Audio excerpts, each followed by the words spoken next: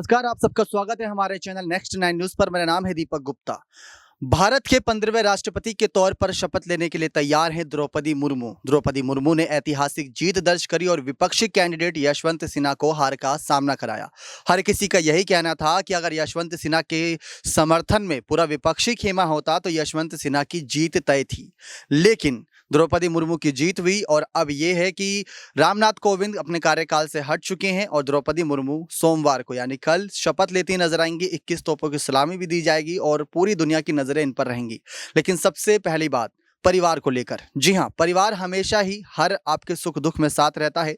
जब द्रौपदी मुर्मू के जीवन में बहुत सारे संकट थे, बहुत संघर्ष चल रहा था, तब भी उनकी बेटी और उनके परिवार ने उनका पूरा साथ दिया। और जब सबसे बड़ा खुशी का लम्हा है तो आपको जानकारी दे दें, उनका शपथ ग्रहण समारोह में सिर्फ 4 लोग शामिल होंगे, उनके भैया भाभी और साथ ही साथ उनकी बेटी और उनका दामाद भी। जी हाँ, उनकी बेटी का नाम इतिश्री मुर्मू है।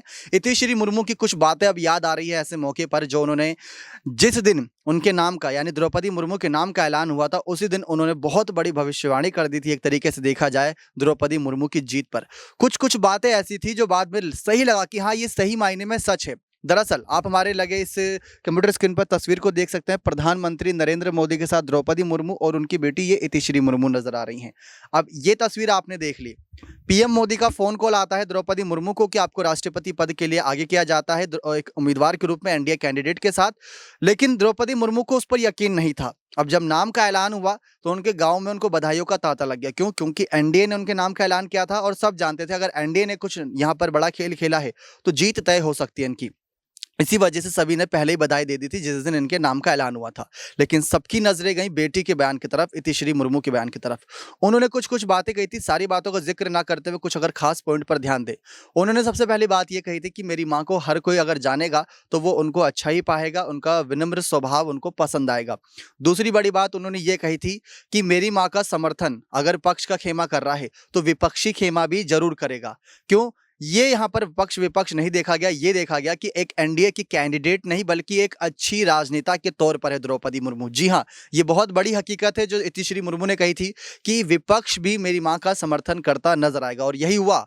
100 से ज्यादा विधायकों ने द्रौपदी मुर्मू के समर्थन में क्रॉस वोटिंग की और 17 से ज्यादा सांसदों ने क्रॉस वोटिंग की। गिनती बहुत बड़ी है अगर देखा जाए। 64% करीब वोट प्रतिशत इनके खाते में रहा। तो इतिश्री मुर्मू, उनके पति गणेश और साथ ही साथ उनके द्रौपदी मुर्मू के भैया भाभी उनके शपथ ग्रहण समारोह में शामिल होंगे। लेकिन द्रौपदी मुर्मू के पीएम मोदी को लेकर बातें भी ऐसी थी कि जो पीएम मोदी ने उन पर भरोसा जताया है वो भरोसे पर खरे उतरेंगी और अब पूरी दुनिया देखेगी कि जिस दिन शपथ लेंगी उस दिन संबोधन भी करेंगी और संबोधन के दौरान इतिश्री मुर्मू को लेकर क्या बातें करती हैं या देश को लेकर क्या बातें करती हैं। लेकिन इतिश्री मुर्मू की बात सच निकली सारी। उन्होंने सही कहा था कि विपक्ष भी उनको समर्थन देगा और साथ ही साथ जो कोई भी उनको जानेगा बहुत ही उनको प्यार करता नजर आएगा और उनका विनम्र स्वभाव हर किसी को पसंद आएगा। और ये अब सब स्वीकार कर रहे हैं कि द्रौपदी मुर्मू बहुत प्यारा बोलती हैं और जब भी कुछ बातें को ऐलान करती हैं तो वो देश की स्थिति को लेकर ही होता है, ना कि उनके आर्थिक पक्ष के लिए। ये सबसे बेहतर बात है। तो संबोधन के लिए तैयार हो जाइए, शपथ ग्रहण के लिए तैयार हो जाइए और अब से द्रौपदी मुर्मू का नया पता होगा राष्ट्रपति भवन।